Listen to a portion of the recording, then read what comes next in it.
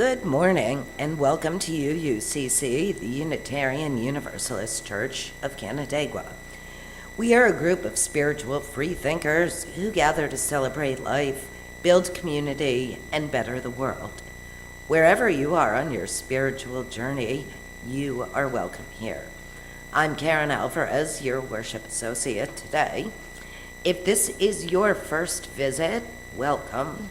We invite you to sign the visitor's book in the entryway. This will not be our typical Sunday service format.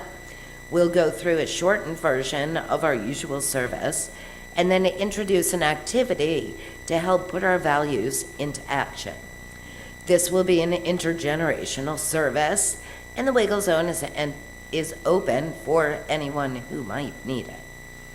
After Thomas introduces the project, we will end the live stream for Zoom, but leave the call open for coffee hour. To help us connect better with our friends watching from home, please turn around and give a wave to the camera. At the end of the service, we will invite our friends on Zoom to turn on their cameras and return the wave.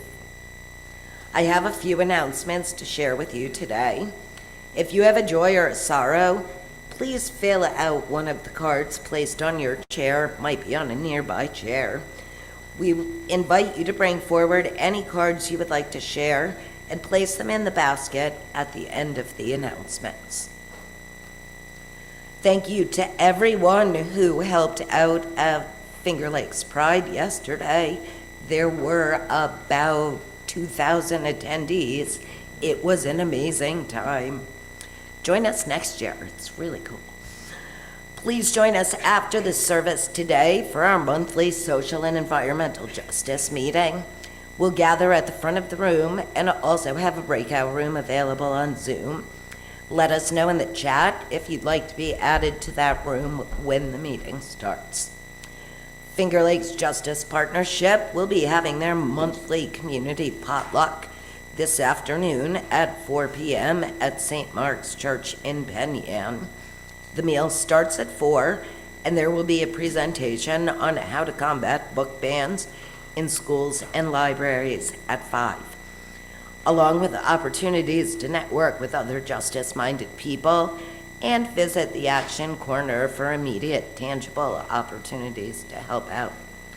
If you would like to bring a dish, not required, they ask that it is labeled with any potential allergens, especially gluten. The theme for this month's meal is Summer Picnic. Fourth Friday Mindful Meals will be taking a break for the summer, including this month. Stay tuned for updates in the fall. Next Sunday, we will be watching the Sunday service that is happening today at General Assembly. You can join us here at church or on Zoom as usual if you'd like to watch together, but we will not be streaming to YouTube.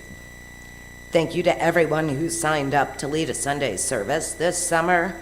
If you signed up and did not get an email from Danielle confirming your date with a link to the script reading and hymn selections, please let her know. Danielle, I don't think I got one.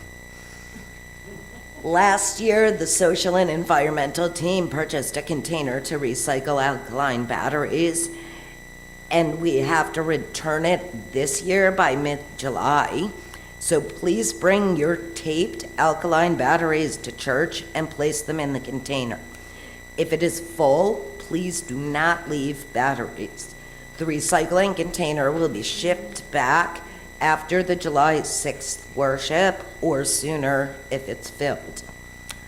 Are there any other announcements for the good of the community?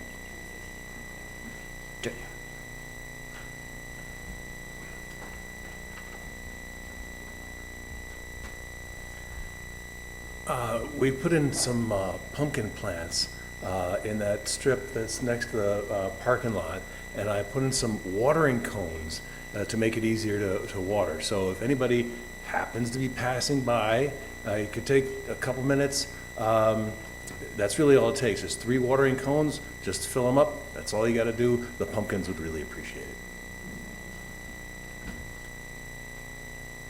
Thank you. As we prepare to be fully together, I remind you to silence your phones and devices. We will now enter a space of worship, and now is also the time to bring forward any joys or sorrows. We also invite you to come forward to drop a pebble in the water if you have a joy or sorrow that you'd prefer not to share.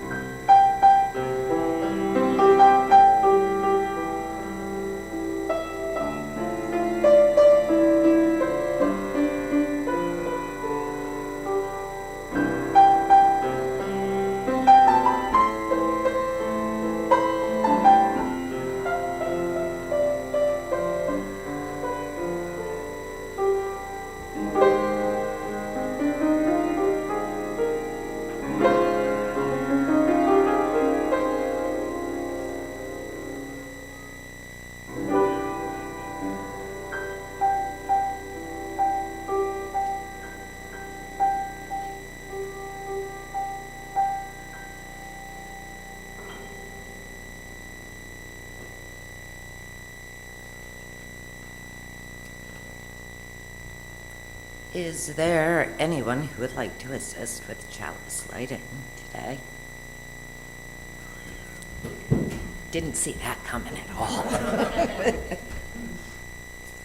I invite you to join with me in our chalice lighting words as the flame is lit.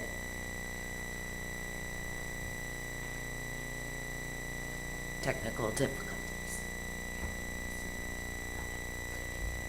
We gather this hour as people of faith with joys and sorrows, gifts and needs. We light this beacon of hope, sign of our quest with truth and meaning, of the life we share together. That was magical and terrifying. Please rise in body and spirit and join us in our opening hymn, Blue Boat Home, number 1064, in the teal hymnal.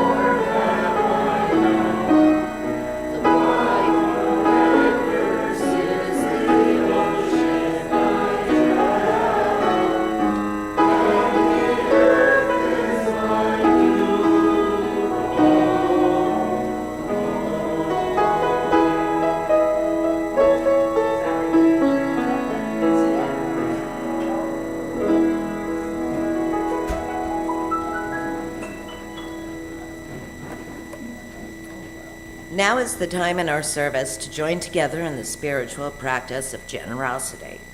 Our gifts of both time and money support our church in its work. Each week, we would like to spotlight a group or committee and thank them for the gift of time.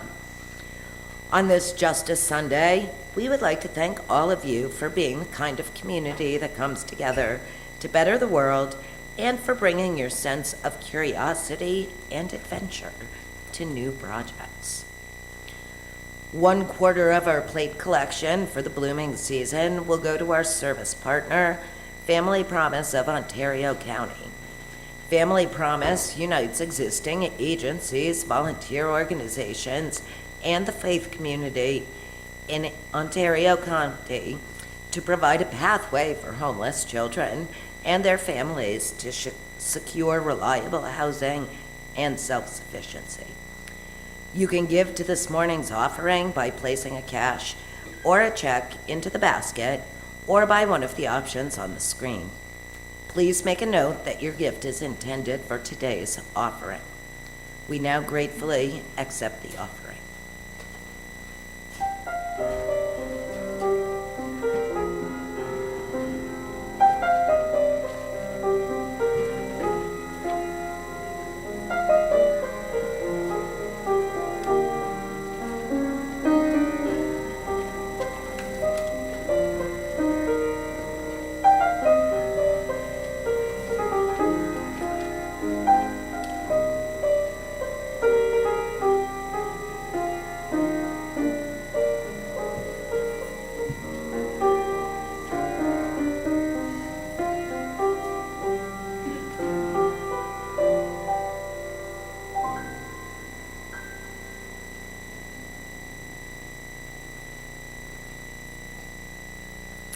So we have all joys this morning. Like it when that happens. A joy from Megan with happiness that our congregation contributed and showed up at Pride yesterday. Maria had fun at Culture Fest and in the pool. Kind of wish I had been in the pool and not at Pride, but I guess it would be nice if Pride had a pool. That's what I'm going to sum that up as. And Kaya is expressing joy to be surrounded by such a loving church community. Thank you. So I'm going to drop a pebble, and if you can all say with me, we are with you.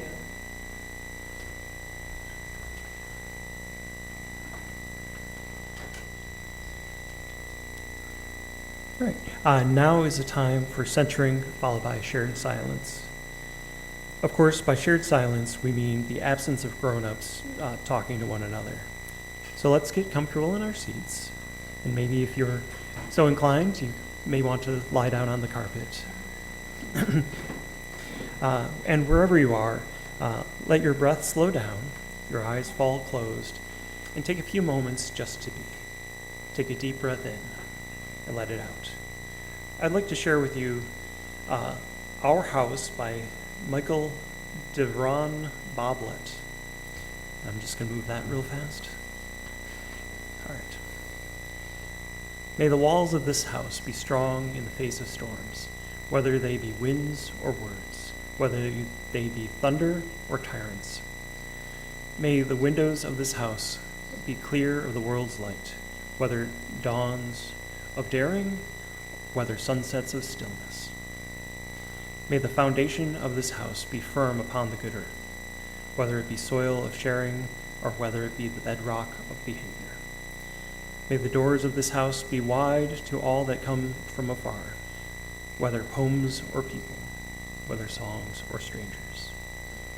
May this house embrace, like the grateful chalice, the flame cannot define the limit. As your heart enshrines hopes larger than the beating walls, may the silence we hold together continue to bring peace to our hearts, and may every person find shelter and home.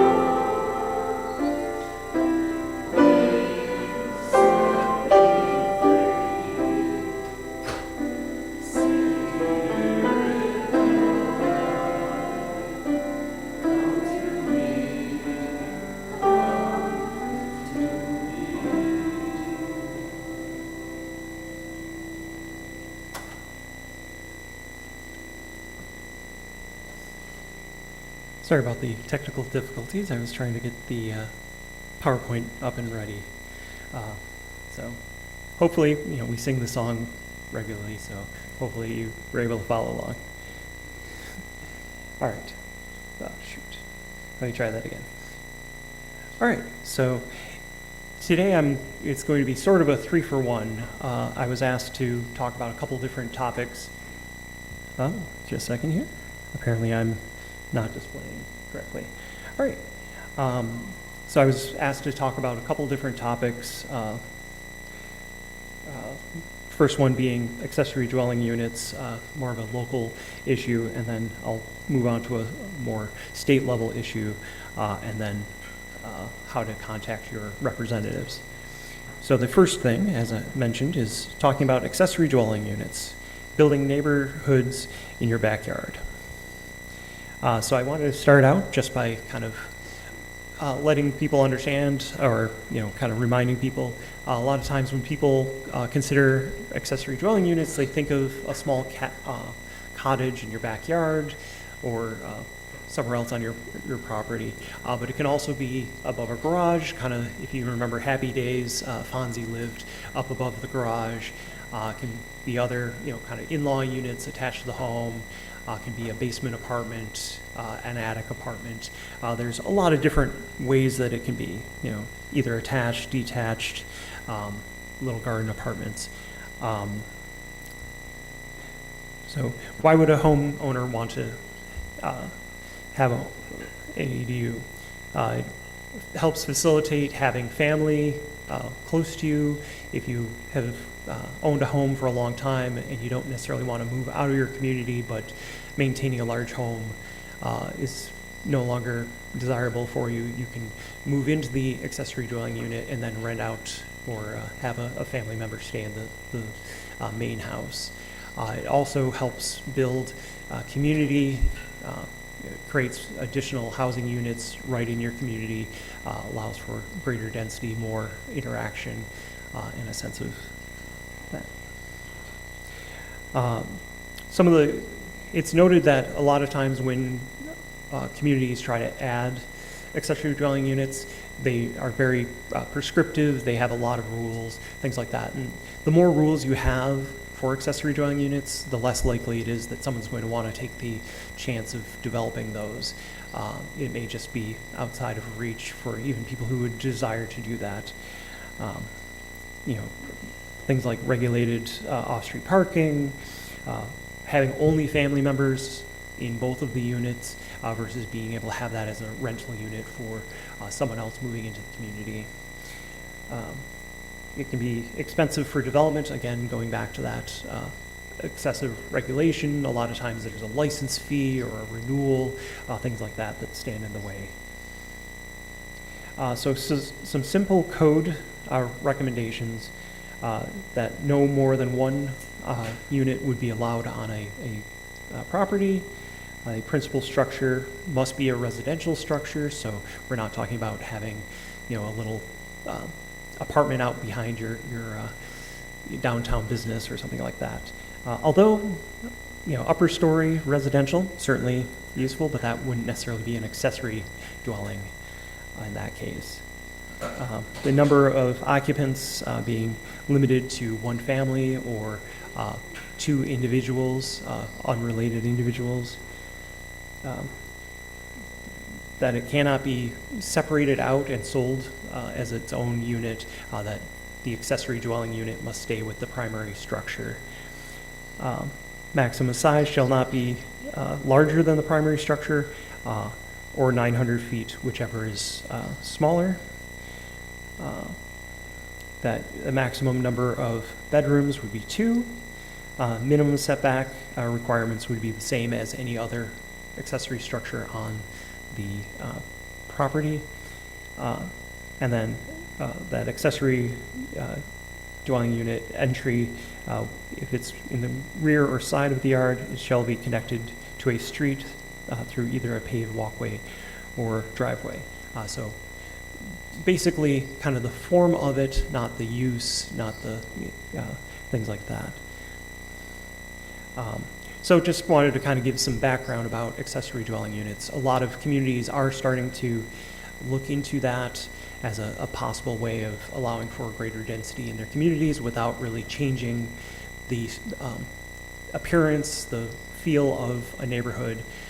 So just wanted to kind of give it some background as different local municipalities are starting to look at that to be able to go and advocate for right regulations or simple regulations that will allow for this without having too many rules on that. Kind of shifting gears, as you can kind of see, in this year's state budget, there was talk about having changing the real property tax code to assist when you're building affordable housing, that, you know, there's a lot of programs for first-time home buyers, for low to moderate income individuals to purchase a home or to move into a home. And so in this year's budget, there's actually a recommendation to change the New York State tax code so that for a period of time, currently proposed about 12 years, that the cost for a low to moderate income housing unit, that it would be capped and then slowly, you know, for the first 5 years, and then slowly moved up to market rate over the following 7 years. The idea of that being that it's really hard, you know, once you've bought the house, you're in there, you know, trying to get established, get comfortable in your community, that, you know, it can be somewhat difficult. So this is an opportunity for, you know, a local municipality would have to opt into this, but it would allow for, you know, that long-term ability for individuals who may struggle with their first-time home purchase or income. So just as an example, that idea of that a real property tax abatement. So I pulled up the city of Canandaigua. They have that for a number of other types of uses, such as veterans or you know, elders in your community, things like that. So it's not a brand new idea. This is just being able to take the existing tax code and apply it to this particular type of use. And so that was very brief, but it's oh. Sorry.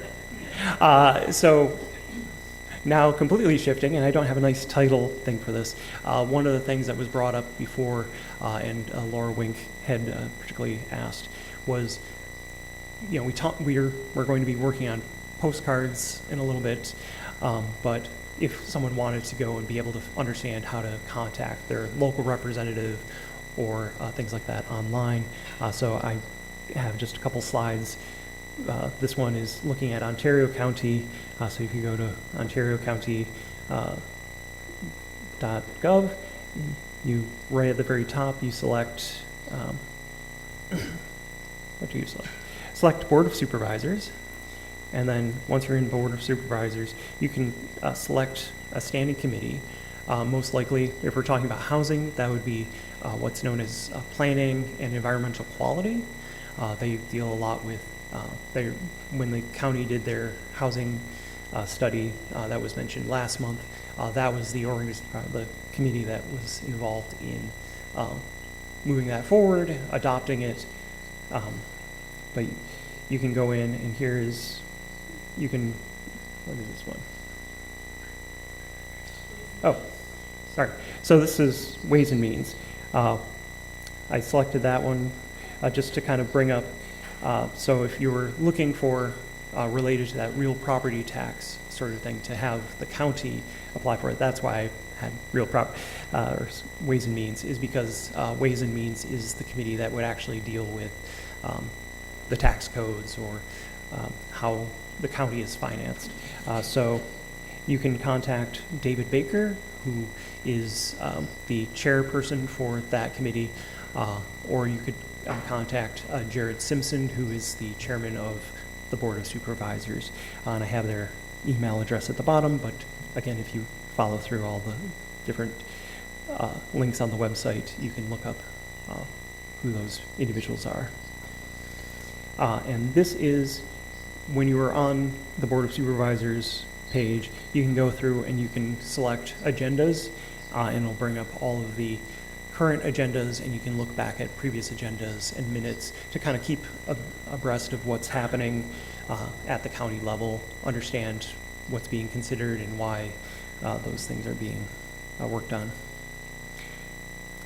And so at this point, certainly not everyone lives in the city of Canandaigua, but I brought that up just as an example. With this, you can select the city council. You can, on our website, you have all of the lovely faces of the different representatives. If you do live in the city, you can select the ward representative for yourself, or there are 4 at-large members, and their email address, home address, and phone number is available on the website, so you could contact them directly if you have a particular concern.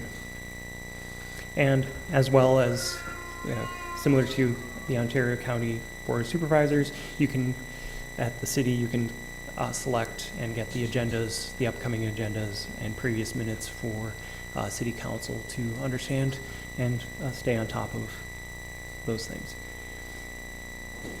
So this is, if you were trying to contact your New York State Assembly person, right at the very top, you can put in your zip code, and it'll let you know who your assembly person is. For myself, it's Jeff Gallahan, but you can type in your particular zip code and find who it is that represents you. Their email address is available, and you can reach out to them through that, or their local legislative office is also available if you wanted to meet face-to-face. So this is a little more detailed. You can get, very specific to your street address. And apparently I put in the form twice. So anyway, so that was just wanted to cover several topics related to local housing with accessory dwelling units, the state level real property tax abatement, and then how to contact your representatives. And I do see Laura had her hand up. So how would people, like it's super tiny, that's, are Okay. you able to share that with everybody? I can. I don't know why that, oh, I'm gonna stop sharing my screen real fast. And then what would your Right. message be? So if you're contacting the Ways and Means, like what would you say? So with Ways and Means, the example that I was giving was related to that real property tax for low to moderate income individuals. So you would be contacting them to say, I noticed in the, you could write it however you wanted, but for example. But we need the example. Yes. So, for example, you'd note that in the 2025-2026 state budget, it is proposed to authorize this real property tax abatement for low to moderate income individuals. You would encourage the Board of Supervisors to adopt or to opt into the local regulation, and in the PowerPoint it has the exact what the tax code change would be. I think it's 485-A. But you'd be encouraging them to adopt that locally, and with that I'd also reach out to your local municipality to opt in as well. So maybe to take a step back, the way that all of those our RPT things work is the state will set up a code, what qualifies, what doesn't qualify, but everything is an opt-in for the local municipality. So the tax code's out there and you just say, yes, we agree with this, we're going to use that as part of our local tax code. Once it's once a community is opted in, then it's just part of the local tax code, and you can fill out a short form to say, yes, I meet these requirements. There is a review process, just does this qualify? It's not a competitive thing or things like that. If you meet the requirements, you qualify, and you can then have that abatement. It does function a little bit similar to what people would, excuse me, what people might refer to as a pilot, a payment in lieu of taxes that you might see for large developments, large commercial things. But with that, there is a full board review and, whether or not it meets certain criteria and things like that. This is just once the community opts in, it's there, and you can just fill out the form that you qualify. But yes, so encouraging your county representatives and your local representatives to opt in for that. Yeah. Are there other questions related to? I know I threw a whole lot at you, and I can certainly send along the PowerPoint minus that last slide. Yes, Jeff. Travis, how does this affect the utility use? Utility use in Like water and electricity and so on, and there's Yes. utilities are claimed for a certain density under that? They are, and so that is certainly a something to consider. It's the same sort of thing as if you were to have a new a new subdivision sort of thing. You'd need to make sure that there was adequate sewer capacity and electric. Everything like that. One positive thing with this is that oftentimes, because you're building on a property that already has some of those utilities available, it's a lot easier. You may see as you travel around the county and around the area, you're seeing a lot of expansion of sewer and water, or expansion of these things, which actually adds to the cost of new housing considerably, because the developer doesn't necessarily take that on themselves. They pass that on to the end user, the purchaser. But you're not having to add additional road frontage. As I say, as long as there's sufficient sewer capacity, you're not having to expand that. And a lot of times, if you're living in a more urban, suburban area, they've built up the capacity, expecting that there'd be expansion out, and so you're actually making it less impactful on your sewer and water and other utilities. Are there any other questions?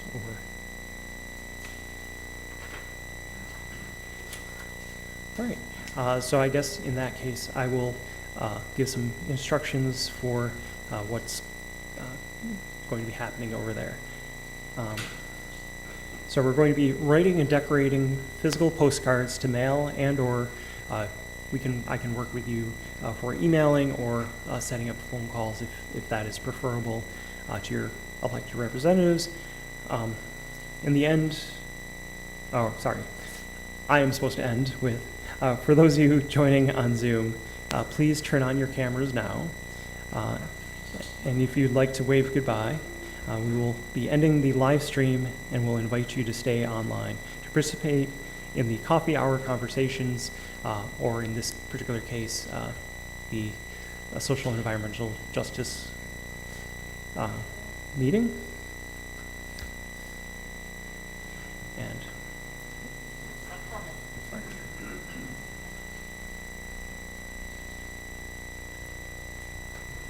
As we end this portion of the service, please join me in our words for extinguishing the chalice. We extinguish this flame, but not the light of truth, the warmth of community, or the fire of commitment. These we carry in our hearts until we are together again.